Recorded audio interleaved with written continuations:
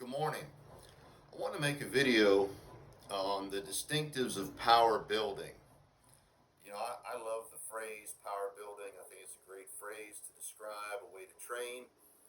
And I don't know why it's such a trigger for a lot of people.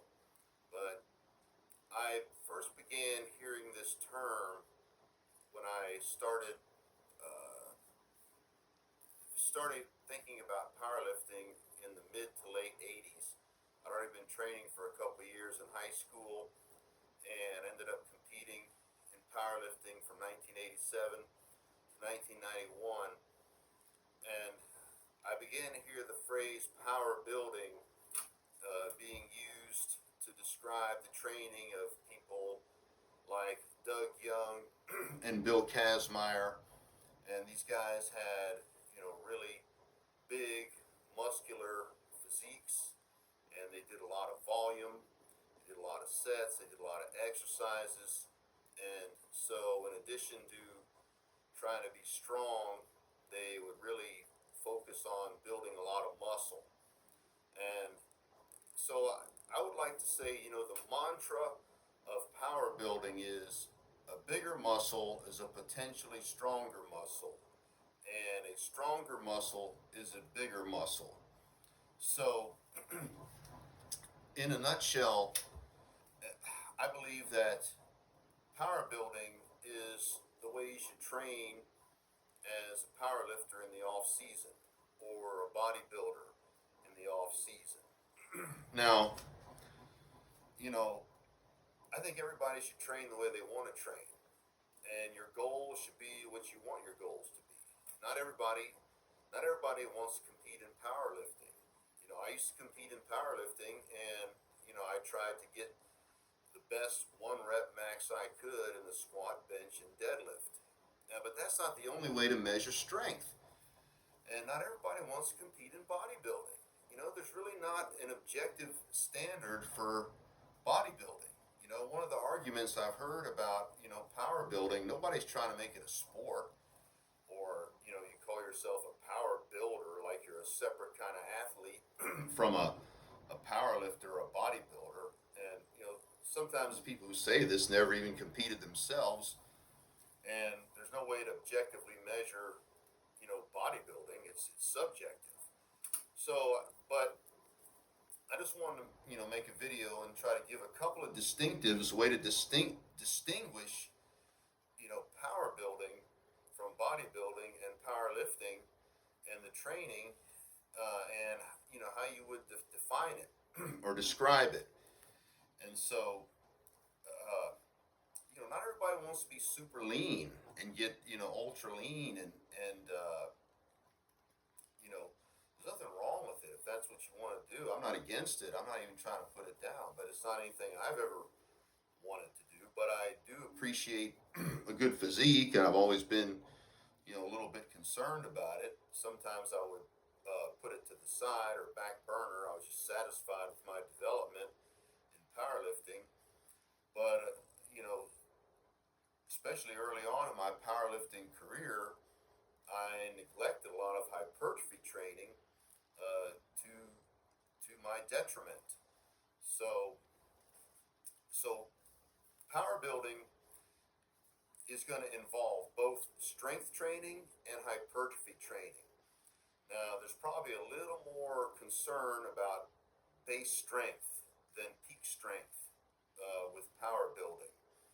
And so power building is going to include both strength training and hypertrophy training simultaneously. Now, I always say this a lot of times, especially on more isolation exercises, but even on compound movements. You could be doing an exercise, and you can really be feeling the target muscle, focusing on the target muscle, and so you're progressing the weight from week to week to week. And finally, you're going to hit a point to where you progress the weight to where you have to focus more on moving the weight than you do on feeling the muscle. Okay, so So in that point, you're getting more into strength training than you are into hypertrophy training, even though your form may be outwardly identical. You can feel other muscles coming into play. Okay, and you're not focusing on the muscle so much. You have to focus more on moving the weight. Well, a power building program or power building training would include both of those. You want to focus on moving the weight, and you want to focus on feeling the muscle, squeezing the muscle, and you could, of course, powerlifters do this too, and bodybuilders do this too. But you know, uh, bodybuilding is not always hypertrophy training. When you're or powerlifting either. When you're cutting, you're trying to have an aesthetic physique, symmetry, muscle balance. Sometimes certain muscles you don't want them to develop anymore. But with power building, a bigger muscle is a potentially stronger muscle. Stronger muscle is a bigger muscle. So focusing on both of those, and I started to figure out towards the end of my powerlifting career that I wanted to do variations of compound movements that would develop the target muscles the most. I wanted to do the variations of the compounds that would put the muscle in the areas I was trying to develop the most. So, and I'm not saying all powerlifters don't do this, but this wasn't really uh, taught so much. It's more like it's a sticking point, it's a weak area. But so so it's really unfair a lot of times when people sometimes people think all powerlifters do. They don't really think this, but they caricature it. They stereotype it. All you do is one rep maxes on the squat, bench, and deadlift in the most advantageously position possible. That's not true. And then all people act like all bodybuilders do is just isolation exercises. They're pumping and squeezing and you know and that's not true either. But so you want to do variations of the movements that build the most muscle in the areas where you're trying to build the most muscle. So you want the most disadvantageous position possible. You want to bench wide grip bench to develop your chest. Close grip bench develop your tricep. You know, uh, Stiff-legged deadlifts or RDLs to develop your posterior chain more. Okay, more of an emphasis there where it's not so fatiguing, and you can recover from it better. You can do more volume. You can build more muscle, and so and your base strength. Your strength training complements your hypertrophy training. Your hypertrophy training complements your strength training. If you just train strength, you just train strength all the time. After a while, you peter out. You have to build that base. And whenever I would hit a plateau, I'd always drop the weight some and try to get sets with a weight that I could do 8 to 10 reps with, and build that base. Build the muscle base. And I didn't do this early on in my power lifting career, to my detriment. So in a power building program or a power building routine, when you're power building, there's going to be more of an emphasis on barbells and free weights than machines. However, since with power building, you're not only concerned with strength, you're also concerned with physique, you're also going to supplement your free weights and your barbell training with machines, because there's certain uh, you can really isolate certain muscles with machines.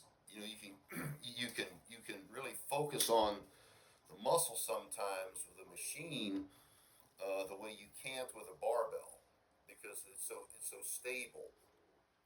So but you really need both. Both work together, both complement each other, and I don't think one is necessarily better than the other. One may be better than the other for certain things, but you know, ideally, you want them both together. And so, a power building program, you're going to have both. Power building is not just doing endless, multiple sets of squat, bench, and deadlift, in the in a powerlifting style where you're in the best advantageously leveraged position possible, and then throw in a few curls. That's not what it.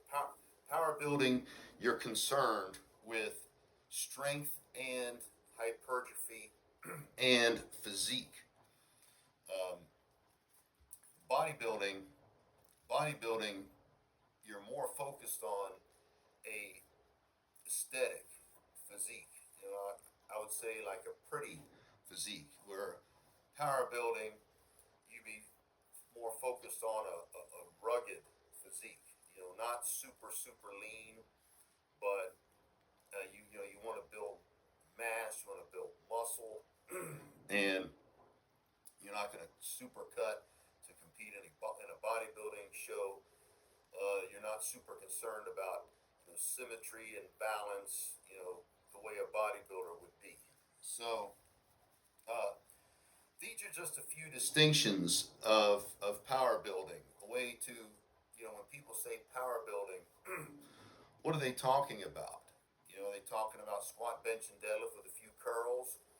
You know, you know. So you're going to be focused on strength and hypertrophy training both. You're focused on strength and physique both.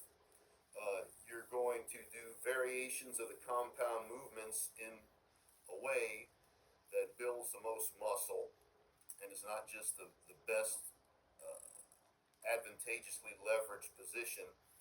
You're going to do a combination of free weights and machines, and you're concerned with physique along with strength. So, thank you for listening, and I wish you all the best in your training.